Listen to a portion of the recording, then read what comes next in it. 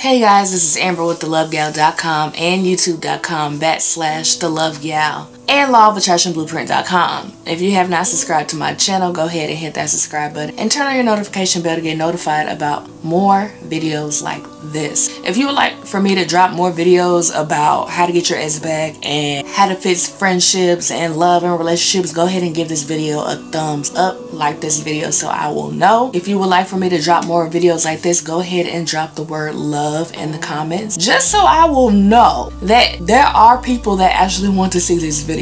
Today in 2020, man, I've gotten an influx of emails. I don't know what's going on during quarantine, if people are just not getting along, but there has been a spike in relationship advice emails. I decided to do a video about the topic, how to get your ex back 2020, and I'm going to be completely honest. Everything I say in this video you may not agree with. I only could give advice based on things that work for me, things that have worked for other people, things that I tell my friends.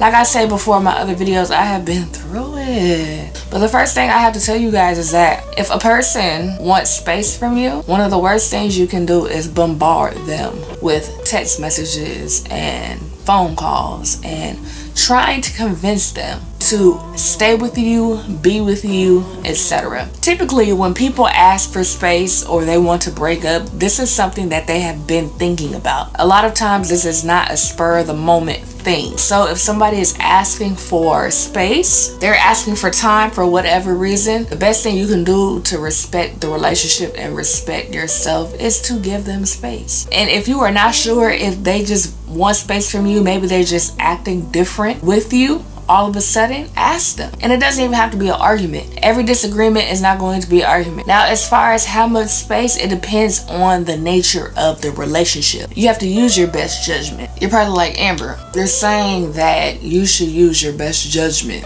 But what if I don't have a clue on which one to do? Based on my past experiences, I could tell you like this. If somebody is being cold with you, maybe they blocked you on everything, they're not talking to you, they barely responding, give them all the space in the world, because they got some other stuff going on and it probably doesn't even have anything to do with you. If during the breakup they are sending you paragraphs, they are still interacting with you, they are talking to you, it's still emotion behind it, even though if the emotion is upset, they still care. And that is a situation where that's the time to pull them closer. Now, I'm not gonna lie, you still may need to give them a little bit of space for them to calm down. But based on my past experiences and other people's experiences, the person that's still emotional about it, still sending you paragraphs, trying to get their point across and stuff, still cares. And that's the people that you need a hug on. Now, one of the things that I've said in my original How to Get Your Ex Back video, it is sitting at almost 500,000 views. I said I got my ex back by rejecting them. And the title is like, what? You rejected them and then came back? Just a brief overview of what happened was my ex was basically treating me like trash, talking to me like I was an issue when I had did nothing wrong. But you know, when you're in love and you like really dealing with a person, you go through some things that you typically should not go through. So what I did, I flipped the script on him and I said, basically, you know what, I agree with the breakup. And people talk about this all the time, but it worked for me, it worked for other people. Basically, rejecting that person made them kind of snap out of whatever they were going through. And it's not even rejection as far as like being a mean, nasty person. It was like, hey, I'm agreeing with you. We do need space. I noticed that things have not been okay with us. So take all the time that you need. A lot of times we want to just hold on to that person. Like I said, you have to use your own judgment when it comes to, does this person need space from me or does this person need me to pull them close? Only you can answer that truthfully and honest. Like I had a situation where someone was being extremely difficult with me. Extremely difficult with me, and I knew in my heart that I did not do anything for them to be acting this way with me. When we finally did talk about it and really laid things down, it was more of a situation where they were pushing me further away. But that was the time where they needed me the most, when I rejected them. And when I say rejected sounds very harsh. But when I say that, it's like What I mean is basically agreeing with the breakup, agreeing with going our separate ways. The last time I did it, when I tell you guys, I was just at the point where it was a sincere, I agree. I'm tired. I'm tired of doing this with you. We had got into a heated discussion, and I was in a vibe where I don't like being in. I don't like being mad. I don't like being angry. I don't like talking to the people I care about crazy. I don't like doing that, you feel me? And after that happened, it was like maybe 2-3 days after, and I was just in my bed or whatever, and I'm just like, I can't do this. Like, this is not okay. Like, I don't want to be like this with this person. So I sent them an email and I said, you know what? This is pretty much me getting my closure. I don't want to do this anymore. I'm not going to do this anymore. I don't want to be in this element with you, and I wish you well. And when I tell you that, I meant all of that from the bottom of my heart. I said, I wish you well. I really do. And it says that, you know, it had to be like this, but I can't do this no more. And mind you, this is after this person had been rejecting me for a minute, and I had been fighting for it. You know what I'm saying? And I feel like I'm being so raw with y'all. What happened? This is after a very long time of going back and forth with this person, and it's just, it was frustrating, and it felt like I was the only one trying. So at that point, when I sent that email, I was done. And I was like, you know, I'm actually okay with this, because I want to be happy, and this situation don't make me happy. So after that, I sent the email, and I was sincerely at peace after that. I was good, and I went to bed. I went to sleep, and I was knocked out, okay? And it was like 2-3 in the morning where I abruptly woke up. And it's weird, you know what I'm saying? It was like a wake up, get up. Like one of my ancestors was sitting on my bed like, girl, get up. And I just woke up, and I saw that I had a response from the person. Mind you, this is after a long time of them basically just like pushing me to the side like I didn't even matter, you feel me? So I was like, I was, you know, shocked to actually get an email back or whatever. I read it, and I was like, I'm not even gonna respond to that right now. Like, what? Now, what you mean? You've been giving me all this, like, you know what I'm saying? This is what? I was thinking about it, but I wasn't gonna respond. And then I say, maybe 15 minutes later, my phone rings, and guess who it is? I haven't gotten a phone call from this person in so long. And like I said, I was up, and my phone rang, and they called or whatever. And my natural instinct with this person is to answer it. I'm half asleep. I pick up the phone, and I'm like, hello. They're like, you sleep? And I was like, no. I was, you know, I just woke back up, right?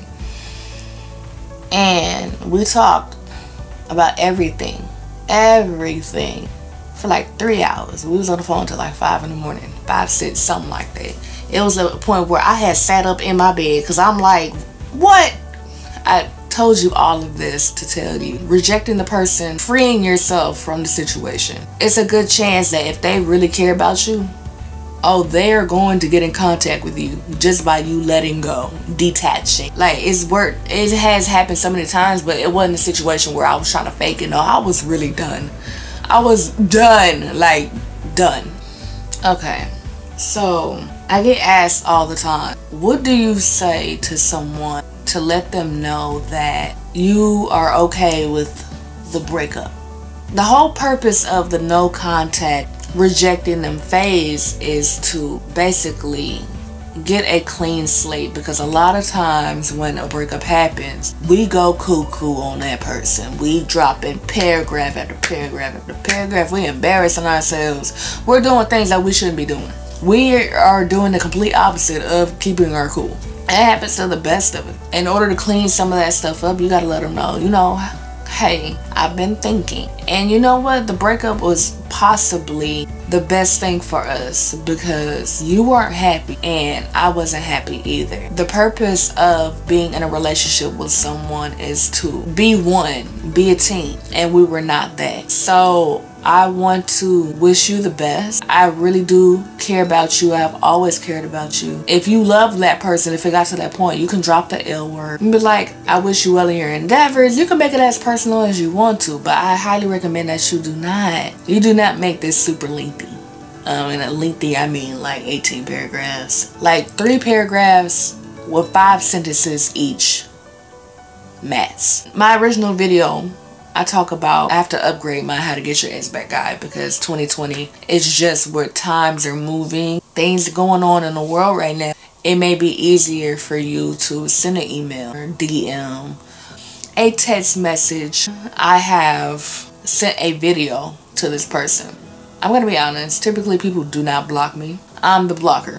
So if I need to get in contact with somebody, and that's humbly speaking, I just get mad sometimes, where I just be like, you know what, you do not deserve to see what I'm doing. So that's typically, I have access to people. So if I want to get a point across and I really want you to see me, recorded a video on my phone, nothing too long, because especially if you have an iPhone or Android, I'm not sure how Androids work, but after a certain amount of time recorded, it's not going to send correctly, or it's going to say this is too long. So but I've done videos where I'm saying everything that I have to say.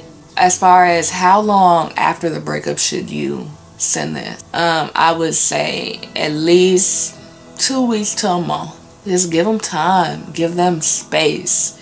And the only thing that heals relationships is time. Time has to go on.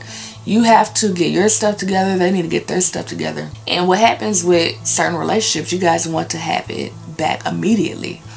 And it could be situations where you both need time to grow. You need to come back together when you guys are healed from maybe childhood traumas, certain things going on in your life. Maybe just the time isn't right.